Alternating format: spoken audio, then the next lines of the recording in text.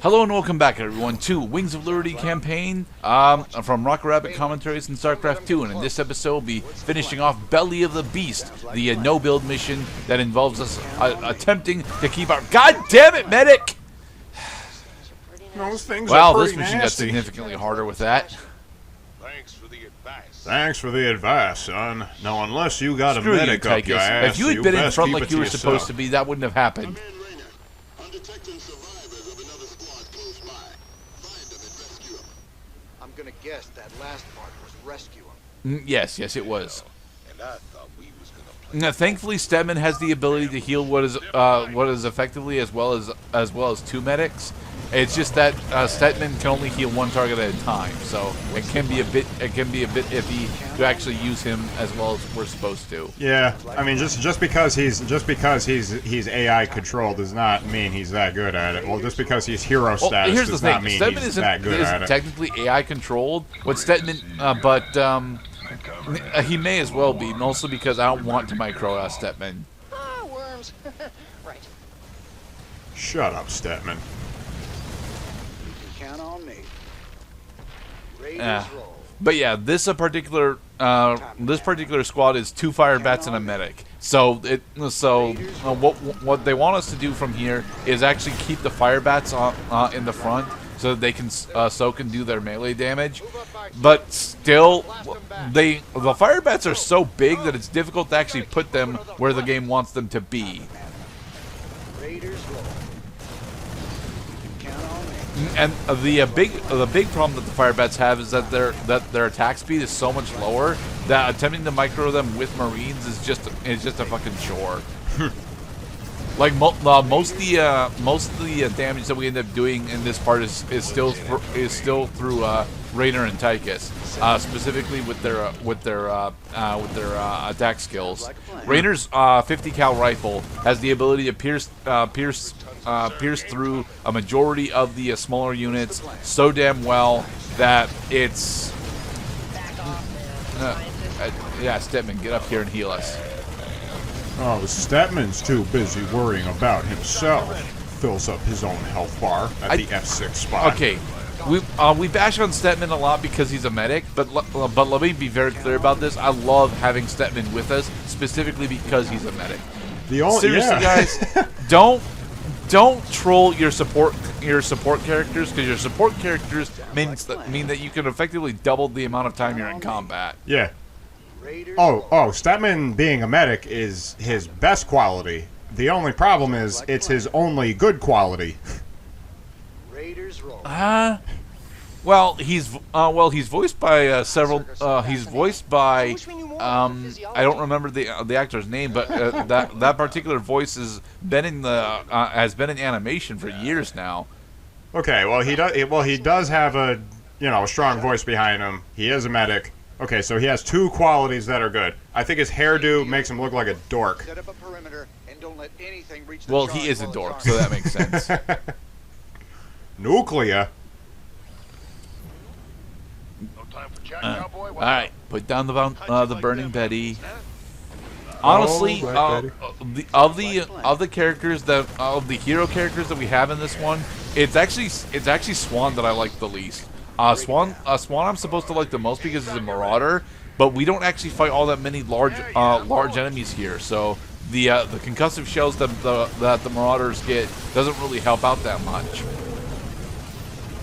Like the concussive shells on these aberrations would actually be really good, but like I would have to have Swan effectively in the middle for that to actually be all that relevant. What's the plan? The plan is to wait here for additional forces to show up, Raynor. Is that it? I'm a bad man. You're saying sorry. It's something that I enjoy. So what's new in the world of Cloud as we continue this defense mission? Well, I've been rolling up my sleeves in Fortnite of all games. Ooh.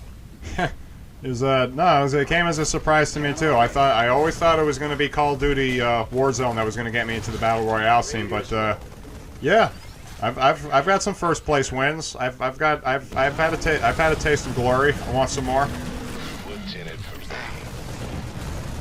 How does movement and combat honestly feel in Fortnite? Because you see, the thing is, Fortnite is produced by Epic Games, and Epic Games are the guys that do Unreal Tournament, or did Unreal Tournament.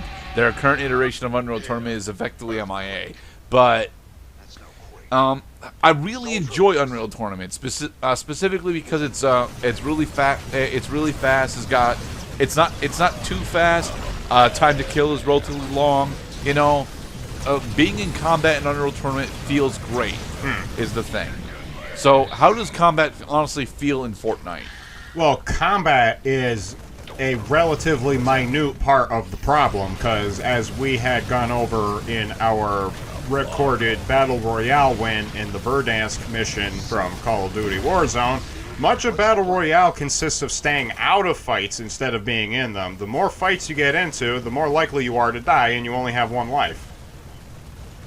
And that just doesn't sound fucking fun to me. It really doesn't. Well, I mean, I've only been exposed to the game mode for like hours and hours and hours because of happenstance. My brother was playing it, his friends were always playing it.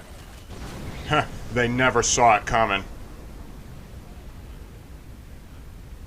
Alright, I believe that's the second charge. Yep, that's the second charge.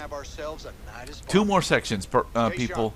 Belly of the Beast is honestly a really good mission. It's just that it takes forever when you're as bad at micro as I am. I did want to say before we exited the Epic Games thread, movement is a funny thing. It definitely lets you know like what they intended to be the pace of the game. Fortnite is a slow-paced game, and accordingly, your character does not move terribly fast. You have vehicle options, but usually you're moving at basically a fixed pace. Now in Unreal Tournament, which bears the assumption of infinite respawns or what have you, pace is a lot faster, and they don't mind that you move quickly into situations that will get you killed. Sounds like a plan. Yeah. You know, the way those eggs all hatched. I mean, I like it. We're waiting for a swan.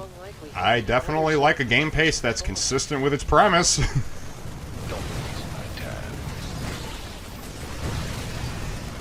What's the plan?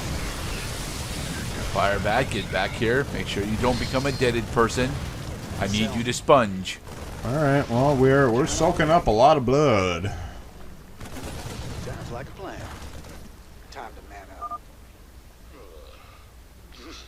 For the record, once you've actually cleared an area, it's very unlikely for Zerg forces to show up behind you. I think Zerg forces could theoretically show up behind you on the higher difficulty modes, but we're not playing those, so it's not a thing that I really needed to have been worried about.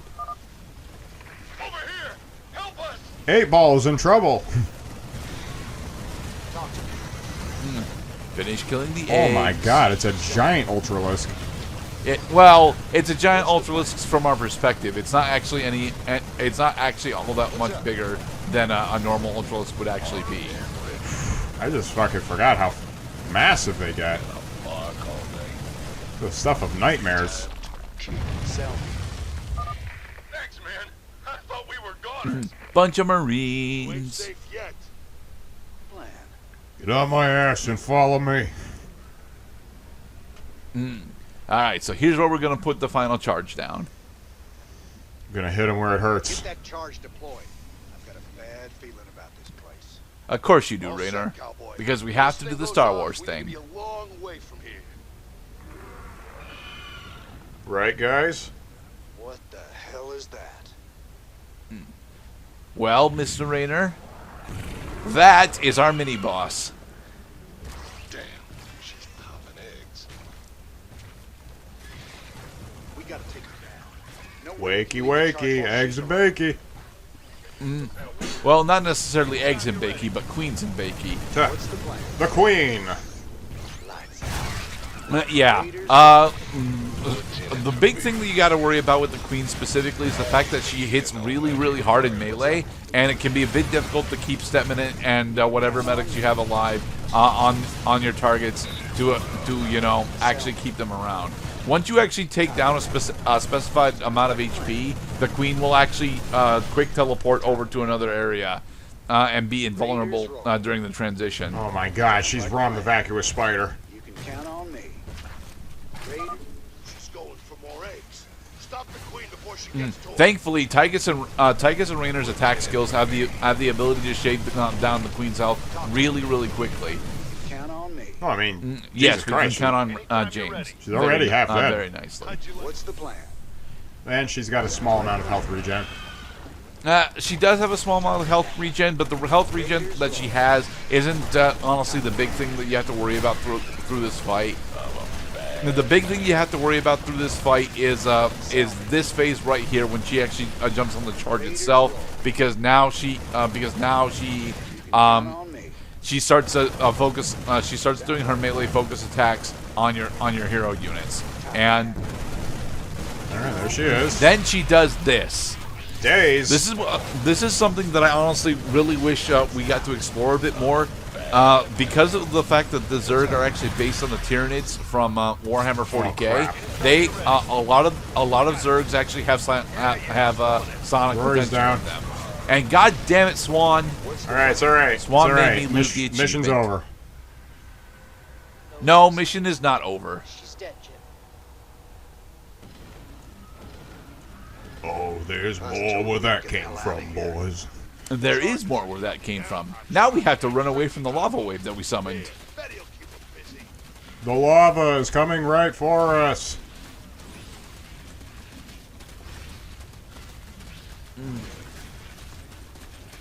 Yeah. And there it goes. We did it. Hope you brought a surfboard. The remainder of this part is us doing the final fourth of this mission, which is escaping the rising lava. Oh yeah, it's been a little while since we've seen this trope. The rising lava trope. We've seen this before. Not in this game specifically.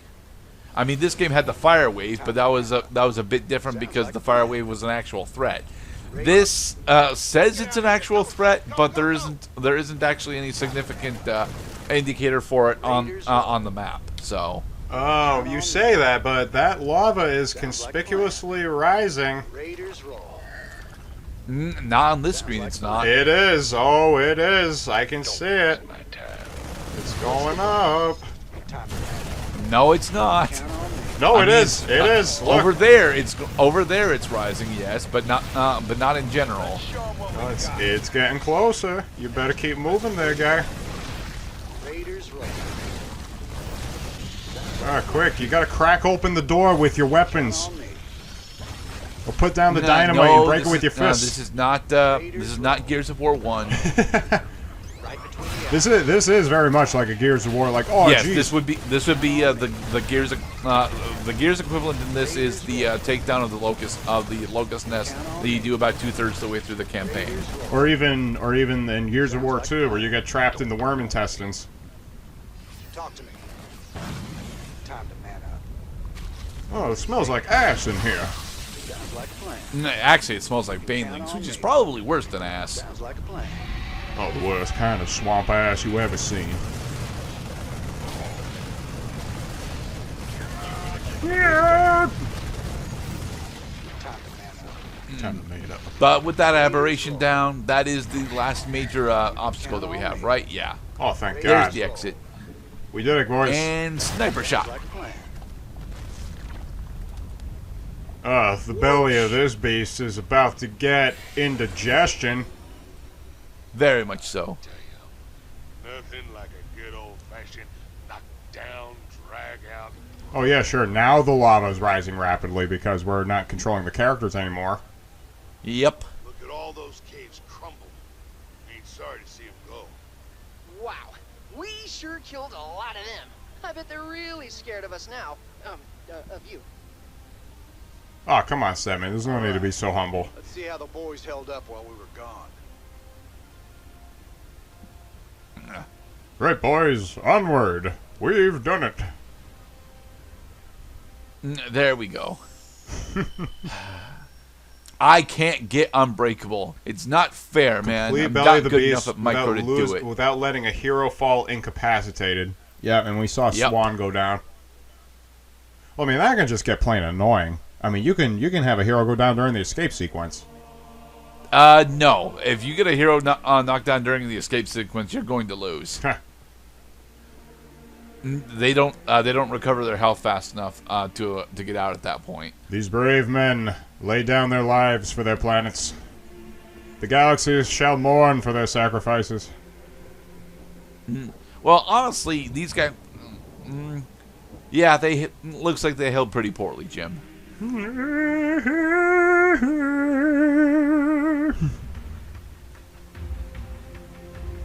But honestly, this is one of the more stirring speeches that we get from Jim Raynor in the entirety of StarCraft 2. And Jim gets a lot of speeches in StarCraft 2. We're going to roll on. We will survive. This day we celebrate our StarCraft Day. Not quite that. I mean, honestly, it's a better speech than that because it's much more somber, but... Not from tyranny or persecution, but from a game over state in an RTS situation.